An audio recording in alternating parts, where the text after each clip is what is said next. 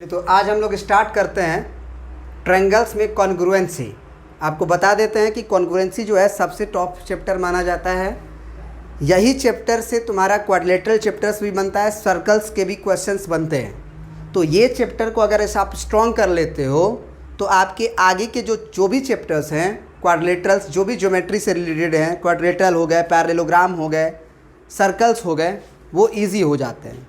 वो क्या हो जाते हैं आपके? ईजी। आप कह सकते हो कि पूरा ज्योमेट्री से रिलेटेड जब ट्रायंगल्स पढ़ लेते हो आप, तो आपका क्वाड्रिलेटरल होगा, area of parallelogram of triangle हो गया, सर्कल्स हो गया और ज्योमेट्रिकल कंस्ट्रक्शन, ये सारे चैप्टर्स जो हैं वो एक दूसरे से रिलेटेड होते हैं। फिर आगे आप आओगे तो पढ़ोगे areas of triangle and quadrilateral, वो भी इससे रिलेटेड ही है। वॉल्यूम और एरिया तो मान लीजिए अलग हो गया, लेकिन कम से कम 4-5 चैप्टर इससे लिंक्ड होते हैं। तो अभी हम केवल इंट्रोडक्शन के बारे में पढ़ेंगे कि कॉन्ग्रुएंसी का मतलब क्या होता है।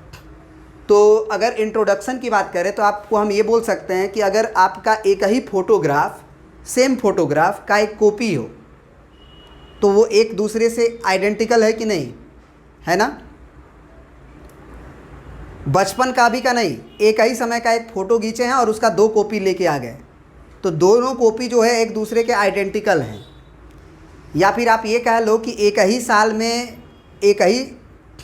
साल में जो सिक्का है, मान लीजिए एक का सिक्का है, वो निकला है, छोटा बड़ा नहीं है, दोनों बराबर है, तो एक दूसरे को कम्प्लीटली ओवरलैप कर लेगा, ठीक है। या फिर कोई लाइन सेगमेंट है, मान लीजिए कि इस लाइन सेगमेंट अगर बोल दिए तो लाइन का लेंथ फिक्स हो गया।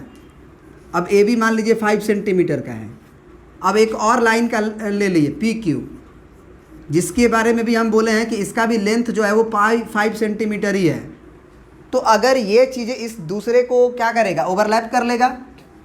या सेम रेडियस का सर्कल बना लें, एक सर्कल बनाएं 2 सेंटीमीटर रेडियस का, और उतना ही सेंटीमीटर जो रेडियस है हमारा, उसी का एक और सर्कल बना लें, तो एक दूसरे के ऊपर वो ओवरलैप कर लेगा अगर रेडियस सेम होगा तब।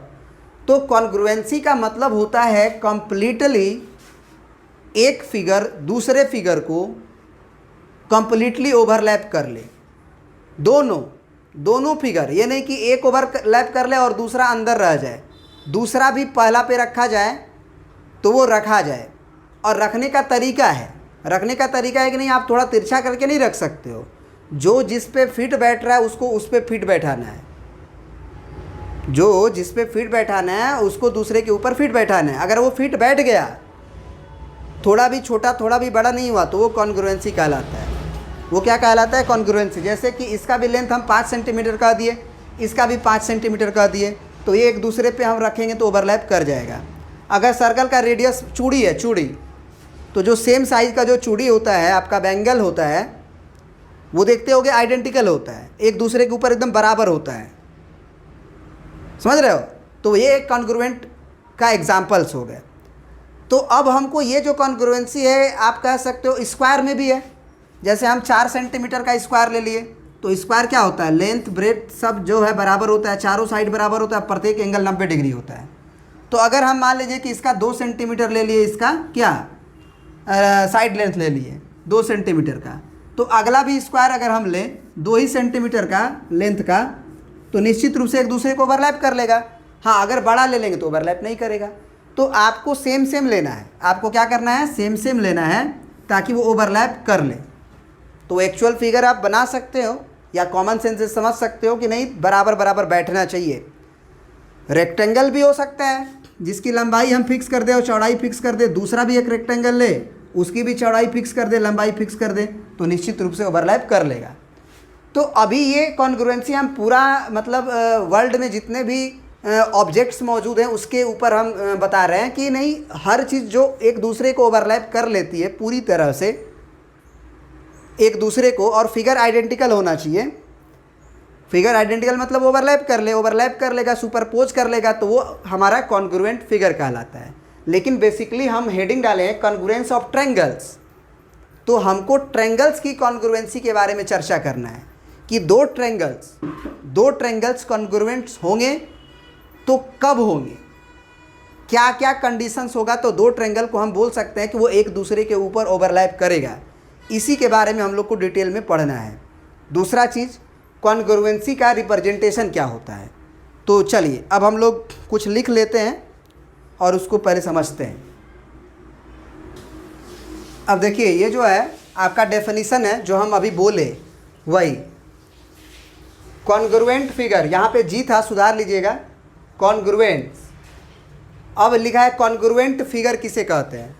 तो two geometrical figures having exactly same shape and size, shape भी सेम हो साइज भी सेम हो, are known as congruent figure. फिर लिखा है इन सच फिगर, इस फिगर में होगा क्या, जैसे इस हमने बोला कि सेम साइज और सेम शेप हो, तो आखिर इसमें क्या होगा। अगर सेम साइज भी होगा सेम शेप भी होगा तो बोला है कि one can be superpose on the other to cover it exactly. पूरी तरह से कवर करने के लिए जब हम एक को दूसरे के ऊपर रखेंगे तो वो पूरी तरह से कवर कर लेगा एग्जैक्टली, थोड़ा भी छोटा थोड़ा भी बड़ा नहीं होगा। फिर बोला कि for congruency use the symbol, बराबर के ऊपर एक चिड़िया उड़ा देते हैं तो हम बोलते हैं कि पूरी तरह से बराबर है। कॉन्ग्रुएंसी जो है वो होती है, उसका सिंबल ये है, इसको बोलते हैं कॉन्ग्रुएंट। तो अगर मान लीजिए कि दो लाइन सेगमेंट अगर आपका बराबर हो, जैसे ए बी का लेंथ हम 5 सेंटीमीटर दिए थे और बी सी का भी लेंथ या पी क्यू का लेंथ अगर हम आपको 5 सेंटीमीटर दिए थे, दोनों का लेंथ 5 सेंटीमीटर अगर है तो हम ये कह सकते हैं कि ए बी जो है वो कॉन्ग्रुएंट है किसके, पी क्यू के। या फिर दो एंगल भी कॉन्ग्रुएंट हो सकते हैं, जैसे पहला एंगल मान लीजिए ए बी सी है, वो 30 डिग्री का है। पहला एंगल क्या डिग्री का है, मान लीजिए आप 30 डिग्री का है, और दूसरा एंगल भी आपका 30 डिग्री का है। तो अगर ये बोल रहे हो आप एंगल ए बी सी और इसे बोल रहे हो आप पी क्यू आर, तो बोल सकते हो कि angle A B C is congruent to angle P Q are.